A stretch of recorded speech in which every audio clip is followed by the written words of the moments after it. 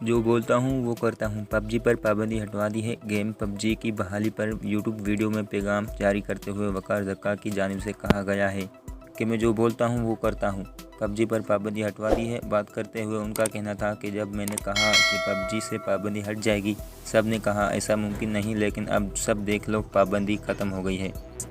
मारूफ TV मेज़बान और YouTuber वकार ज़क्का का कहना था कि मैं जिस चीज़ के पीछे पड़ता हूँ, मुकम्मल रिसर्च करने के बाद उस पर काम शुरू करता हूँ। पूरे शोज़ ने मेरा मजाक उड़ाया कि मैं हवाई बातें कर रहा हूँ, लेकिन अब सब देख लो, पबजी को बहाल कर दिया गया है। वकार ज़क्का की जानिब से बात करते हुए बताया गया है कि जब गेम पर पाबंदी लगाई थी तो मैंने पबजी इंतज़ामिया को ईमेल की थी, जिसके बाद उन्होंने पाकिस्तान में आकर वकील के ज़रिए केस लड़ा और अब पबजी से पाबंदी हटा दी गई है।